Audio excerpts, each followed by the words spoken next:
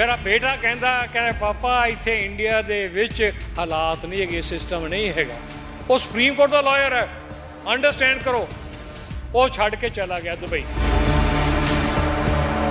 ਇਹ ਘੁਟਾਲਾ ਕਿਸ ਤਰੀਕੇ ਨਾਲ ਇਸ ਨੂੰ ਅੰਜਾਮ ਦਿੱਤਾ ਗਿਆ, ਕਿਹੜੇ ਲੋਕ ਇਹਦੇ ਵਿੱਚ ਸ਼ਾਮਿਲ? ਮੈਂ ਇਮੀਡੀਏਟਲੀ ਬਾਈ ਮੇਲ ਆਈ ਸੀਗੀ, ਮੈਂ ਉਹ ਮੇਲ ਅੱਗੇ ਫਾਰਵਰਡ ਕਰਤੀ।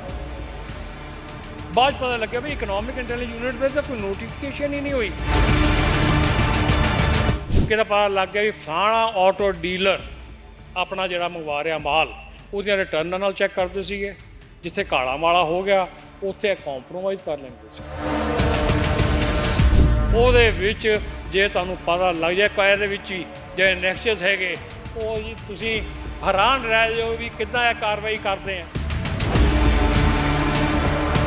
ਇਹ ਆਪਣੇ ਹੀ ਆਈਪੈਡ ਜਿਹੜਾ ਹੈਗਾ ਉਸ ਚੋਂ ਈਮੇਲਸ ਰਿਕਵਰ ਨਹੀਂ ਹੋ ਸਕਦੀਆਂ, ਅੰਡਰਸਟੈਂਡ ਕਰੋ। 20 ਲੱਖ ਰੁਪਇਆ ਕੱਲੇ ਈਟੀਓ ਦੀ ਡਿਊਟੀ ਹੁੰਦੀ ਸੀ। ਐਤਕਾਂ ਵੀ ਪੈਨਲਟੀ ਤੁਸੀਂ ਕਰਕੇ ਜਾਂ ਟੈਕਸ ਕਰਾ ਕੇ ਤੈਨੂੰ ਦੇਣੀ ਹੈ। ਘੁਟਾਲਾ ਹੈ ਕੀ ਸੀਗਾ? ਪੰਜਾਬ ਦੇ ਵਿੱਚ ਜਿਹੜਾ ਸਮਾਨ ਆ ਰਿਹਾ ਸੀ ਬਾਹਰੋਂ ਕੰਟੇਨਰਾਂ ਦੇ ਜ਼ਰੀਏ, ਜਿੰਨਾ ਵੀ ਮਾਲ ਪੰਜਾਬ ਦੇ ਵਿੱਚ ਆਇਆ ਹੈ ਢੰਡਾਰੀ ਕਲਾਂ ਉਤਰਿਆ, ਜੇ ਪੰਜਾਬ ਦੇ ਵਪਾਰੀ ਆ ਜਾਂ ਜਿਹੜੇ ਬਾਹਰ ਦਾ ਨੰਬਰ ਲੈ ਕੇ ਪਰ ਮਾਲ ਪੰਜਾਬ ਦੇ ਵਿੱਚ ਹੀ ਵਿਕਦਾ ਸੀ, ਉਹਦੇ ਟੈਕਸ ਦੇਣਾ ਬਣਦਾ ਸੀਗਾ। ਹੁਣ ਇਹ ਜਿਹੜਾ ਹੈਗਾ ਮੈਨੂੰ ਹਜੇ ਤੱਕ ਇਹਨਾਂ ਨੇ ਵੈਰੀਫਿਕੇਸ਼ਨ ਹੀ ਨਹੀਂ ਦਿੱਤੀ। ਤੇ ਕਹਿੰਦੇ 5 ਕਰੋੜ ਦਾ ਜਿਹੜਾ ਹੈਗਾ ਟੈਕਸ ਇਫੈਕਟ ਹੈਗਾ, ਗਲਤ ਹੈ, ਬਿਲਕੁਲ ਟੋਟਲੀ ਸਰਾਸਰ ਗਲਤ ਹੈ। ਬਿਜ਼ਨਸ ਵਾਲੇ ਤਾਂ ਮੈਨੂੰ ਖੁਦ ਆਪਣਾ ਜਿਹੜਾ ਪ੍ਰੈਸ਼ਰਾਈਜ਼ ਕਰਦੇ ਸੀਗੇ ਵੀ ਤੁਸੀਂ ਨਾ ਕਰੋ। ਮਿਸਟਰ ਆਸ਼ੀਸ਼ ਕਪੂਰ ਮੈਨੂੰ ਆਪਣਾ ਦਿਖਾਉਂਦੇ ਰਹੇ। ਮੈਂ ਕਿਹਾ ਸਰ ਜੇ ਮੈਂ PIL ਵਿਡਰਾ ਕਰਤੀ ਨਾ ਤੇ ਇਹ ਬੰਦੇ ਨੇ ਮੇਰੇ ਤੇ ਡੈਫੇਮੇਸ਼ਨ ਦਾ ਕੇਸ ਪਾ ਦੇਣਾ। ਆਈ ਨੋ ਹਿਮ ਇਨਸਾਈਡ ਆਊਟ। ਤੁਸੀਂ ਸਿਰਫ ਇਹੀ ਟਨਿਓਰ ਕਿਉਂ ਚੁਣਿਆ ਹੈਗਾ 2009 ਤੋਂ ਲੈ ਕੇ 2012? ਅੱਗੇ ਪਿੱਛੇ ਵੀ ਇਹ ਚੀਜ਼ਾਂ ਹੁੰਦੀਆਂ ਹੋਣਗੀਆਂ ਤੁਹਾਡੇ? ਗੱਲ ਇੱਦਾਂ ਹੈ, ਮੈਂ ਉਦੋਂ 10 ਸਾਲ ਦਾ ਰਿਕਾਰਡ ਕਿੱਦਾਂ ਮੰਗਦਾ। ਇੱਦਾਂ ਦੀਆਂ ਚਰਚਾਵਾਂ ਹੋਈਆਂ, ਤੁਹਾਡੇ ਤੱਕ ਪਹੁੰਚ ਕੀਤੀ ਗਈ ਪੈਸੇ ਲੈ ਕੇ ਬਹਿ ਜਾਓ ਜਾਂ ਤੁਹਾਨੂੰ ਧਮਕਾਉਣ ਦੀ? ਮੈਨੂੰ ਅੱਜ ਤੱਕ ਕਿਸੇ ਨੇ ਨਹੀਂ ਕਿਹਾ ਵੀ ਪੈਸੇ ਲੈ ਕੇ ਬਹਿ ਜਾਓ, ਨਾ ਹੀ ਮੈਂ ਵਿਕਾਊ ਹਾਂ ਕਿ ਇਹ ਮੈਨੂੰ ਕਿਸੇ ਨਾ ਕਿਸੇ ਢੰਗ ਨਾਲ ਮੈਨੂੰ, ਮੇਰੇ ਫੈਮਿਲੀ ਮੈਂਬਰਸ ਨੂੰ, ਮੇਰੇ ਫਾਦਰ ਨੂੰ, ਹੀ ਇਜ਼ 92 ਈਅਰਸ ਓਲਡ, 52 ਸਾਲ ਦੀ ਪ੍ਰੈਕਟਿਸ, ਜਿਹੜਾ member of 52 years in Punjab Haryana high court ਦੇ, ਲੀਡਿੰਗ ਲਾਇਰ ਪਟਿਆਲਾ ਦੇ, ਉਹਨਾਂ ਨੂੰ ਜੌਨ ਸੇ ਨੋਟਿਸ ਆਉਣੇ ਸ਼ੁਰੂ ਹੋ ਗਏ ਇਨਕਮ ਟੈਕਸ ਦੇ। ਇਹ ਵੀ ਕਿਹੜੇ ਤੇ ਹੈ? ਕਿਹੜੇ ਲੋਕ, ਕਿਹੜੇ ਕੱਦ ਦੇ ਲੋਕ, ਸਿਆਸਤਦਾਨ, ਗੈਰ ਸਿਆਸੀ, ਅਫਸਰਸ਼ਾਹ, ਕਿਹੜੇ ਲੋਕ ਇਹਦੇ ਵਿੱਚ ਗਲਤਾਨ ਹੈ? ਕਿਉਂਕਿ mister Anurag Varma, he was holding a responsible position. He has been pressurizing various officers of the department. ऐसी की तैसी law of the land is supreme. Understand करो। ਇੱਥੇ ਸਾਡੀ ਕੋਈ ਉਹ ਤਾਂ ਹੈ ਹੀ ਨਹੀਂ, ਸਿਸਟਮ ਹੀ ਨਹੀਂ ਹੈਗਾ, ਕੋਈ ਜਸਟਿਸ ਨਹੀਂ ਹੈਗਾ, ਮੇਰੀ ਪ੍ਰੋਟੈਕਸ਼ਨ ਨਹੀਂ ਹੈਗੀ। ਮੈਨੂੰ ਦਬਕੇ ਮਾਰੀ ਜਾਣ ਇਹ ਵੱਡੇ ਅਫਸਰ, ਮੈਂ ਤਾਂ ਨਹੀਂ ਟੋਲਰੇਟ ਕਰਦਾ, ਨਾ ਮੈਂ ਡਰਾਂ। ਮੈਂ ਤਾਂ ਮਰਨਾ, ਇੱਕੋ ਵਾਰ ਮਰਨਾ, ਔਰ ਮੈਂ ਮਰਨ ਨੂੰ ਤਿਆਰ ਹਾਂ। TV ਪੰਜਾਬ ਦੇਖ ਰਹੇ ਹੋ ਤੁਸੀਂ। ਇਸ ਵਕਤ ਤੁਹਾਡੇ ਨਾਲ ਤੁਹਾਡਾ ਆਪਣਾ ਦੋਸਤ ਹਰਦੀਪ ਸਿੰਘ ਭੋਗਲ। ਦੋਸਤੋ, ਪੰਜਾਬ ਇਸ ਵਕਤ ਸਿੱਧੇ ਤੌਰ ਤੇ ਅਸੀਂ ਮੰਨ ਸਕਦੇ ਹਾਂ ਘਪਲਿਆਂ ਘੁਟਾਲਿਆਂ ਦੀ ਧਰਤੀ ਬਣਦੀ ਜਾ ਰਹੀ ਹੈ। ਹਰ ਖੇਤਰ ਦੇ ਵਿੱਚ ਕਿਤੇ ਨਾ ਕਿਤੇ ਵੱਡਾ ਘੁਟਾਲਾ ਸਾਹਮਣੇ ਆ ਰਿਹਾ ਤੇ ਹੁਣ ਇੱਕ ਵੱਡਾ ਘੁਟਾਲਾ ਤਕਰੀਬਨ 45,000 ਕਰੋੜ ਨੂੰ ਆਪਾਂ ਕਹਿ ਸਕਦੇ ਟੱਚ ਕਰ ਰਿਹਾ। ਐਡਾ ਵੱਡਾ ਘੁਟਾਲਾ ਸਾਹਮਣੇ ਆਇਆ ਤੇ ਇਸ ਘੁਟਾਲੇ ਦਾ ਜ਼ਿਕਰ ਜਿਹੜਾ ਹੈਗਾ ਉਹ ਕਹਿੰਦੇ ਨੇ ਕਿ ਅਕਾਲੀ ਸਰਕਾਰ ਦੇ ਸਮੇਂ ਹੋਇਆ ਤੇ ਮਾਨ ਸਰਕਾਰ ਤੱਕ ਅਪੀਲ ਕੀਤੀ ਜਾ ਰਹੀ ਹੈ ਕਿ ਇਸ ਘੁਟਾਲੇ ਦੇ ਬਾਰੇ ਕੋਈ ਤੱਥ ਜਿਹੜੇ ਤੁਹਾਡੇ ਤੱਕ ਪਹੁੰਚਾਏ ਜਾ ਰਹੇ, ਬਣਦੀ ਕਾਰਵਾਈ ਕੀਤੀ ਜਾਵੇ। ਪਰ ਉਸ ਤਰੀਕੇ ਦੀ ਕਾਰਵਾਈ ਨਜ਼ਰ ਨਹੀਂ ਆ ਰਹੀ। ਘੁਟਾਲਾ ਕੌਣ ਸਾਹਮਣੇ ਲੈ ਕੇ ਆਏ ਨੇ? ਸਾਡੇ ਨਾਲ ਨੇ ਉਚੇਚੇ ਤੌਰ ਤੇ, ਕਿਉਂਕਿ ਐਕਸ ਆਰਮੀ ਆਫੀਸਰ ਰਹੇ ਨੇ, ਉਚੇਚੇ ਤੌਰ ਤੇ ਵੱਖ-ਵੱਖ ਥਾਵਾਂ ਤੇ ਆਪਣੀ ਜ਼ਿੰਮੇਵਾਰੀ ਨਿਭਾਉਂਦੇ ਰਹੇ ਨੇ। ਜਦੋਂ ਇਹਨਾਂ ਦੇ ਧਿਆਨ ਦੇ ਵਿੱਚ ਇਹ ਚੀਜ਼ ਆਈ, ਇਹਨਾਂ ਨੇ ਇਹ ਚੀਜ਼ ਸਰਕਾਰ ਤੱਕ ਪਹੁੰਚਾਉਣ ਦੀ ਕੋਸ਼ਿਸ਼ ਕੀਤੀ ਪਰ ਹਾਲੇ ਤੱਕ ਕਾਰਵਾਈ ਨਹੀਂ ਹੋਈ। YS ਮੱਟਾ ਸਾਡੇ ਨਾਲ ਨੇ, ਗੱਲਬਾਤ ਕਰਕੇ ਸਮਝਣਾ ਕਿ ਜਿਸ ਤਰੀਕੇ ਦੇ ਇਹ ਘੁਟਾਲੇ ਦਾ ਜ਼ਿਕਰ ਕਰ ਰਹੇ ਨੇ, ਕਿਸ ਤਰੀਕੇ ਨਾਲ ਘੁਟਾਲਾ ਹੁੰਦਾ ਸੀਗਾ, ਕਿਸ ਤਰੀਕੇ ਨਾਲ ਕੰਟੇਨਰ ਜਿਹੜੀ ਕਾਰਪੋਰੇਸ਼ਨ ਆਫ ਇੰਡੀਆ ਹੈਗੀ ਆ ਉਦੋਂ ਤੋਂ ਸਮਾਨ ਜਿਹੜਾ ਪੰਜਾਬ 'ਚ ਪਹੁੰਚਦਾ ਸੀ ਉਹਦੇ ਵਿੱਚ ਕਿਸ ਤਰੀਕੇ ਨਾਲ ਘੁਟਾਲਾ ਹੁੰਦਾ ਸੀਗਾ, ਉਹਦਾ ਜ਼ਿਕਰ ਕਰਨਾ। ਸਰ, ਜਦੋਂ ਸਮਝਣ ਦੀ ਕੋਸ਼ਿਸ਼ ਕਰੀਏ ਇਸ ਘੁਟਾਲੇ ਨੂੰ, ਕਿਉਂਕਿ ਇਹ ਬੜੀ ਵੱਡੀ ਫਿਗਰ ਹੈ, 44,000 45,000, ਤੁਸੀਂ 44,999 ਕਰੋੜ ਦੀ ਫਿਗਰ ਦੱਸ ਰਹੇ ਹੋ। 3 ਸਾਲਾਂ ਦੇ ਵਿੱਚ ਐਡਾ ਵੱਡਾ ਘੁਟਾਲਾ ਹੋਇਆ ਹੈਗਾ। ਇਹ ਘੁਟਾਲਾ ਕਿਸ ਤਰੀਕੇ ਨਾਲ ਇਸ ਨੂੰ ਅੰਜਾਮ ਦਿੱਤਾ ਗਿਆ, ਕਿਹੜੇ ਲੋਕ ਇਹਦੇ ਵਿੱਚ ਸ਼ਾਮਿਲ ਸੀ? ਭੋਗਲ ਸਾਹਿਬ, ਇਹ ਕਿ 45,000 ਕਰੋੜ ਚੋਂ ਕੁਝ ਤਾਂ ਟੈਕਸ ਫ੍ਰੀ ਹੋਏਗਾ, ਕੁਝ ਵੈਰੀਫਾਈਡ ਜਿਹੜੇ ਸਹੀ ਡੀਲਰਸ ਮੰਗਵਾਉਂਦੇ ਸੀਗੇ। ਮੇਬੀ 30,000 ਕਰੋੜ।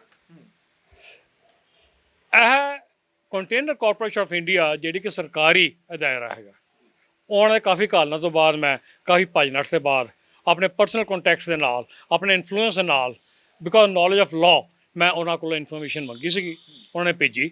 ਮੈਂ ਉਹ ਜਿਹੜੀ ਚੀਜ਼ ਹੈਗੀ ਹੈ ਆਪਣੇ ਕਮਿਸ਼ਨਰ ਮਿਸਟਰ ਅਨੁਰਾਗ ਵਰਮਾ ਜੀ ਨੂੰ ਦਿੱਤੀ। ਉਹਨਾਂ ਨੂੰ ਕਿਹਾ, ਉਹ ਕਹਿੰਦੇ ਮੇਰੇ EIU ਜਿਹੜਾ ਇਕਨੋਮਿਕ ਇੰਟੈਲੀਜੈਂਸ ਯੂਨਿਟ ਡਿਪਾਰਟਮੈਂਟ ਦਾ ਹੈਗਾ ਵੀ ਉਹਨੂੰ ਦਿੱਤੀ ਜਾਵੇ।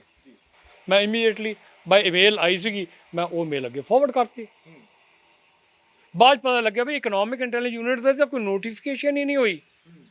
ਇਹ ਤਾਂ ਇਹਨਾਂ ਨੇ ਆਪਣੇ ਲੈਵਲ 'ਤੇ ਕੁਝ ਅਫਸਰਾਂ ਨੂੰ ਇੱਕ ਕਨਫਾਈਨਡ ਆਪਣੇ ਪਰਪਸ ਲਈ ਕੀਤਾ ਗਿਆ। ਇਕੱਲਾ ਤੁਸੀਂ ਇਹੀ ਨਹੀਂ ਜੀ, ਉਸ ਟਾਈਮ 'ਤੇ ਜਿੰਨੇ ਆਟੋ ਡੀਲਰ ਸੀਗੇ, ਹੁਣ ਇਹ ਕੀ ਕਰਦੇ ਸੀਗੇ, ਇਹ ਕਹਿੰਦੇ ਆ ਕਿ ਸਾਡਾ ਕੋਈ ਫੇਸ, ਇਹ ਆਪਣਾ ਇੰਟਰਫੇਸ ਨਹੀਂ ਹੁੰਦਾ ਸੀਗਾ ਆਪਣਾ ਵਿਦ ਦਾ ਪਬਲਿਕ। ਇਹ ਕੀ ਕਰਦੇ, ਜਿੱਥੋਂ ਕਿਤੇ ਪਤਾ ਲੱਗ ਗਿਆ ਵੀ ਫਲਾਣਾ ਆਟੋ ਡੀਲਰ ਆਪਣਾ ਜਿਹੜਾ ਮੰਗਵਾ ਰਿਹਾ ਮਾਲ, ਉਹਦੀਆਂ ਰਿਟਰਨ ਨਾਲ ਚੈੱਕ ਕਰਦੇ ਸੀਗੇ। ਜਿੱਥੇ ਕਾਲਾ ਮਾਲਾ ਹੋ ਗਿਆ ਉੱਥੇ ਕੰਪਰੋਮਾਈਜ਼ ਕਰ ਲੈਂਦੇ ਸੀਗੇ। ਉਹਨੂੰ ਕਹਿੰਦੇ ਚੰਗਾ ਭਾਈ ਜਾ ਭੱਜ ਜਾ, ਅਤੇ ਜਾਂ ਫਿਰ ਆਪਣਾ RC ਕੈਂਸਲ ਕਰ ਦੇ, ਅਤੇ ਜਾਂ ਕੋਈ ਆਪਣੀ ਫਰਮ ਚੇਂਜ ਕਰ ਲਾ, ਜਾਂ ਕੋਈ ਹੋਰ ਕੋਈ ਚੀਜ਼, ਜਾਂ ਫਿਰ ਉਹ ਫਾਈਲ ਹੀ ਕਿਸੇ ਦੂਜੇ ਅਫਸਰ ਨੂੰ ਦੇ ਦਿੰਦੇ ਸੀਗੇ ਕਿ ਭਾਈ ਇਨਵੈਸਟੀਗੇਸ਼ਨ ਜਾਂ ਅਸੈਸਮੈਂਟ ਤੂੰ ਕਰਨੀ ਹੈ। ਨਹੀਂ ਸਮਝੇ? ਭਜਾਉਣ ਤੋਂ ਬਾਅਦ। ਸੋ ਇਹਦੇ ਵਿੱਚ ਵੀ ਆਪਣਾ ਜਿਹੜੀ ਚੀਜ਼ ਇਹ ਹੈਗੀ ਹੈ, ਇਹ ਇਕੱਲਾ ਕੰਟੇਨਰ ਕਾਰਪੋਰੇਸ਼ਨ ਹੀ, ਮੈਂ ਤਾਂ ਜਿਹੜੀਆਂ ਚਿੱਠੀਆਂ ਲਿਖੀਆਂ ਹਨ ਉਹਦੇ ਵਿੱਚ ਜੇ ਤੁਹਾਨੂੰ ਪਤਾ ਲੱਗ ਜਾਏ ਇਹਦੇ ਵਿੱਚ ਹੀ ਜਿਹੜੇ ਨੈਕਸਚਸ ਹੈਗੇ, ਉਹ ਜੀ ਤੁਸੀਂ ਹੈਰਾਨ ਰਹਿ ਜਾਓ ਵੀ ਕਿੱਦਾਂ ਇਹ ਕਾਰਵਾਈ ਕਰਦੇ ਆ। ਉਹ OSD ਜਿਹੜੇ ਸੀਗੇ ਇਹ ਆਪਣੇ ਹੀ ਆਈਪੈਡ ਜਿਹੜਾ ਹੈਗਾ ਉਸ 'ਚੋਂ ਈਮੇਲਸ ਰਿਕਵਰ ਨਹੀਂ ਹੋ ਸਕਦੀਆਂ। ਅੰਡਰਸਟੈਂਡ ਕਰੋ, ਇੱਕ ਨੋਰਮਲ ਆਫਿਸ ਦਾ ਕੰਪਿਊਟਰ ਹੈਗਾ ਉਹ 'ਚੋਂ ਰਿਕਵਰ ਹੁੰਦੀਆਂ ਹਨ, ਇਹ 'ਚੋਂ ਰਿਕਵਰ ਨਹੀਂ ਹੋ ਸਕਦੀਆਂ। ਠੀਕ ਹੈ, ਇਹ ਆਪਣੇ ਆਈਪੈਡ ਨਾਲ ਕਰਦੇ ਸੀਗੇ। ਪਲੱਸ ਇਹਨਾਂ ਚਹੇਤੇ ਜਿਹੜੇ OSDs ਲੱਗੇ ਸੀਗੇ, 12 OSDs, 20 ਲੱਖ ਰੁਪਇਆ ਇਕੱਲੇ ETO ਦੀ ਡਿਊਟੀ ਹੁੰਦੀ ਸੀ। ਐਤਕਾਂ ਵੀ ਪੈਨਲਟੀ ਤੁਸੀਂ ਕਰਕੇ ਜਾਂ ਟੈਕਸ ਕਰਾ ਕੇ ਤੈਨੂੰ ਦੇਣੀ ਹੈ 2 ਕਰੋੜ 40 ਲੱਖ। ਤੁਹਾਨੂੰ ਇੱਥੇ ਥੋੜਾ ਜਿਹਾ ਮੈਂ ਰੋਕਣ ਦੀ ਕੋਸ਼ਿਸ਼ ਕਰਾਂਗਾ, ਕਿਉਂਕਿ ਕਈ ਵੇਲੇ ਲੋਕਾਂ ਨੂੰ ਆਮ ਭਾਸ਼ਾ ਦੇ ਵਿੱਚ ਚੀਜ਼ਾਂ ਸਮਝ ਆਉਂਦੀਆਂ ਹੁੰਦੀਆਂ। ਤੁਸੀਂ ਬੜੀਆਂ ਟੈਕਨੀਕਲ ਚੀਜ਼ਾਂ ਦੱਸ ਰਹੇ ਹੋ, ਬੜੀਆਂ ਚੀਜ਼ਾਂ ਲੋਕਾਂ ਦੇ ਸ਼ਾਇਦ ਉਸ ਤਰੀਕੇ ਨਾਲ ਸਮਝ ਨਾ ਆਉਣ। ਤੁਸੀਂ ਬਰੀਕੀ ਨਾਲ ਇਸ ਕੇਸ ਨੂੰ ਦੇਖਿਆ ਹੈਗਾ। ਘੁਟਾਲਾ ਹੈ ਕੀ ਸੀਗਾ? ਪੰਜਾਬ ਦੇ ਵਿੱਚ ਜਿਹੜਾ ਸਮਾਨ ਆ ਰਿਹਾ ਸੀ ਬਾਹਰੋਂ ਕੰਟੇਨਰਾਂ ਦੇ ਜ਼ਰੀਏ, ਉਹਦੇ ਵਿੱਚ ਘੁਟਾਲਾ, ਉਹਦੇ ਵਿੱਚ ਟੈਕਸ ਦੀ ਚੋਰੀ, ਵੈਟ ਦੀ ਚੋਰੀ, ਕਿਸ ਤਰੀਕੇ ਨਾਲ? ਗੱਲ ਇੱਦਾਂ ਹੈ, ਜਿੰਨਾ ਵੀ ਮਾਲ ਪੰਜਾਬ ਦੇ ਵਿੱਚ ਆਇਆ ਹੈ, ਢੰਡਾਰੀ ਕਲਾਂ ਉਤਰਿਆ, ਜੇ ਪੰਜਾਬ ਦੇ ਵਪਾਰੀ ਆ ਜਾਂ ਜਿਹੜੇ ਬਾਹਰ ਦਾ ਨੰਬਰ ਲੈ ਕੇ ਪਰ ਮਾਲ ਪੰਜਾਬ ਦੇ ਵਿੱਚ ਹੀ ਵਿਕਦਾ ਸੀ, ਉਹ 'ਤੇ ਟੈਕਸ ਦੇਣਾ ਬਣਦਾ ਸੀਗਾ। ਹੁਣ ਇਹ ਜਿਹੜਾ ਹੈਗਾ, ਮੈਨੂੰ ਹਜੇ ਤੱਕ ਇਹਨਾਂ ਨੇ ਵੈਰੀਫਿਕੇਸ਼ਨ ਹੀ ਨਹੀਂ ਦਿੱਤੀ। ਮੈਂ RT 'ਚ ਮੰਗਦਾ ਰਿਹਾ ਜਵਾਬ, ਇਹ ਕਹਿੰਦੇ ਜੀ 99.86% ਜਿਹੜਾ ਵੈਰੀਫਾਈ ਹੋ ਗਿਆ, 99.86%, ਅਤੇ ਕਹਿੰਦੇ 5 ਕਰੋੜ ਦਾ ਜਿਹੜਾ ਹੈਗਾ ਟੈਕਸ ਇਫੈਕਟ ਹੈਗਾ। ਗਲਤ ਹੈ, ਬਿਲਕੁਲ ਟੋਟਲੀ ਸਰਾਸਰ ਗਲਤ ਹੈ। ਮੈਂ ਸਾਫ਼ ਸ਼ਬਦਾਂ 'ਚ ਕਹਿਣਾ ਚਾਹੁੰਦਾ, ਇਹ ਇੱਕ ਵਾਰ ਕੈਗ ਦੀ ਇਨਕੁਆਇਰੀ ਸਟਾਰਟ ਹੋ ਜਾਵੇ ਔਰ ਫਿਰ ਵਿਜੀਲੈਂਸ ਜਿਹੜਾ ਹੈਗਾ, ਵਿਜੀਲੈਂਸ ਵਾਲੇ ਤਾਂ ਮੈਨੂੰ ਖੁਦ ਆਪਣਾ ਜਿਹੜਾ ਪ੍ਰੈਸ਼ਰਾਈਜ਼ ਕਰਦੇ ਸੀਗੇ ਵੀ ਤੁਸੀਂ ਨਾ ਕਰੋ। ਮਿਸਟਰ ਆਸ਼ੀਸ਼ ਕਪੂਰ ਮੈਨੂੰ ਆਪਣਾ ਦਿਖਾਉਂਦੇ ਰਹੇ ਹੈ ਕਿ ਤੁਸੀਂ ਆਪਣਾ ਵਿਡਰੋ ਕਰ ਲਓ, ਅਸੀਂ ਬੈਠਾਂਗੇ over cup of tea and all say let bygone be bygone. ਨਾ ਤੁਸੀਂ ਸੌਰੀ ਕਹਿਣੀ ਹੈ, ਨਾ ਮਿਸਟਰ ਅਨੁਰਾਗ ਵਰਮਾ ਕਰਨਗੇ ਸੌਰੀ ਕਹਿਣਗੇ। ਆਪਾਂ ਫਿਰ ਡਿਸਾਈਡ ਕਰਾਂਗੇ ਤੁਸੀਂ PIL ਕਿੱਦਾਂ ਵਿਡਰੋ ਕਰਨੀ ਹੈ। ਮੈਂ ਕਿਹਾ ਸਰ, ਜੇ ਮੈਂ PIL ਵਿਡਰੋ ਕਰਤੀ ਨਾ ਤੇ ਇਹ ਬੰਦੇ ਨੇ ਮੇਰੇ 'ਤੇ ਡੈਫੇਮੇਸ਼ਨ ਦਾ ਕੇਸ ਪਾ ਦੇਣਾ। ਆਈ ਨੋ ਹਿਮ ਇਨਸਾਈਡ ਆਊਟ। ਸੋ ਇਸ ਕਰਕੇ ਜਿਹੜਾ ਹੈਗਾ, ਇਹ ਜਿਹੜੀ ਚੀਜ਼ ਹੈ, ਕੈਗ ਦੀ ਇਨਕੁਆਇਰੀ ਹੋਣੀ ਚਾਹੀਦੀ ਹੈ। ਕੰਟਰੋਲਰ ਆਡੀਟਰ ਜਨਰਲ, ਉਹਨੂੰ ਪਤਾ ਰੇਟ ਆਫ ਟੈਕਸ ਕਦ 4% ਸੀ, ਕਦ 4.5% ਸੀ, ਕਦ 5% ਸੀਗਾ, ਕਦ ਐਂਟੀ ਟੈਕਸ ਕਿਸ 'ਤੇ ਲੱਗਦਾ ਸੀਗਾ। ਇਹ ਜਿਹੜੀ ਸ਼ਰਾਬ ਆਈ ਹੈ 6-7 ਕਰੋੜ ਦੀ, imported scotch, blended scotch whisky, ਉਹ ਵੀ ਆਪਣੇ ਦੇ ਵਿੱਚ ਹੈਗੀ ਹੈ। ਇਹ ਸਾਰੇ ਚੁੱਪ ਕਿਉਂ ਕਰੀ ਬੈਠੇ ਆ? ਨਿਕਲ, ਕਾਪਰ, ਆਪਣਾ ਸਟੀਲ, ਆਇਰਨ, ਇਹਦੇ ਜਿਹੜੇ ਹਨ ਕੋਇਲਸ ਹੈ, ਇਹਦੇ ਬਾਕੀ ਚੀਜ਼ਾਂ ਫਿਨਿਸ਼ ਗੁੱਡਸ ਆਉਣਗੀਆਂ, ਉਹ ਆਈਆਂ। ਇੰਨੇ ਸਾਰੇ ਕੈਮੀਕਲਸ ਆਏ ਹੈ ਜਿਹੜੇ ਯੂਜ਼ ਕੀਤੇ ਗਏ ਹੈ। ਆਲ ਦਿਸ, ਇਹ ਜਿਹੜੀਆਂ ਚੀਜ਼ਾਂ ਇਹਨਾਂ ਨੇ ਅਕਾਊਂਟ ਫੋਰ ਨਹੀਂ ਕੀਤੀਆਂ, ਇਹਨਾਂ ਕਾਲਾ ਮਾਲਾ ਕੀਤਾ। ਇਹਦੀ ਕੈਗ ਦੀ ਇਨਕੁਆਇਰੀ ਹੋਏ, ਦੈਟਸ ਆਲ। ਜੇ ਅਸੀਂ ਗੱਲ ਕਰੀਏ 2009 ਤੋਂ 2012 ਦਾ ਜ਼ਿਕਰ ਕਰ ਰਹੇ ਹੋ, ਤੁਸੀਂ ਇਹ ਸਿਰਫ ਇਹੀ ਟਨਿਓਰ ਕਿਉਂ ਚੁਣਿਆ ਹੈਗਾ? 2009 ਤੋਂ ਲੈ ਕੇ 2012 ਅੱਗੇ ਪਿੱਛੇ ਵੀ ਇਹ ਚੀਜ਼ਾਂ ਹੁੰਦੀਆਂ ਹੋਣਗੀਆਂ ਤੁਹਾਡੇ ਸਾਹਮਣੇ? ਗੱਲ ਇੱਦਾਂ ਹੈ, ਮੈਂ ਉਦੋਂ 10 ਸਾਲ ਦਾ ਰਿਕਾਰਡ ਕਿੱਦਾਂ ਮੰਗਦਾ? ਯੂ ਸੀ ਜਿਹੜੀ ਵੈਰੀਫਿਕੇਸ਼ਨ ਕਰਨੀ ਹੈ, ਅਸੈਸਮੈਂਟ ਹੋਣੀ ਹੈ, ਉਹ ਪਹਿਲਾਂ ਹੁੰਦਾ 3 ਸਾਲ ਦਾ। ਸੋ 3 ਸਾਲ ਦਾ ਮੈਂ ਰਿਕਾਰਡ ਮੰਗਿਆ। ਮੈਂ 1/4/2009 ਤੋਂ 31/8/2012 ਤੱਕ ਦਾ ਮੰਗਿਆ ਸੀ। ਇਹ ਸਵਾ 3 ਸਾਲ ਆਪਣਾ ਬਣਦਾ ਇਹ ਜਿਹੜਾ ਹੈ ਨਾ ਆਪਣਾ ਟੈਨਿਓਰ, ਸਵਾ 3 ਸਾਲ ਹਾਂ ਤਕਰੀਬਨ ਇੰਨਾ ਹੀ ਬਣਦਾ। ਤੇ ਮੈਂ ਤਾਂ ਇਹ ਮੰਗਿਆ, ਇੰਨੇ ਹੀ ਮੰਗਿਆ ਨਾ। ਤੇ ਇਹਦੀ ਜਿਹੜਾ ਕਿ ਹਫ਼ਤੇ ਜਾਂ ਮਹੀਨੇ ਦੇ ਵਿੱਚ ਵੈਰੀਫਿਕੇਸ਼ਨ ਕਰਕੇ ਵਿਦ ਦਾ ਰਿਟਰਨਸ ਇਹ ਜਿਹੜੀਆਂ ਚੀਜ਼ਾਂ ਕਰ ਸਕਦੇ ਸੀਗੇ।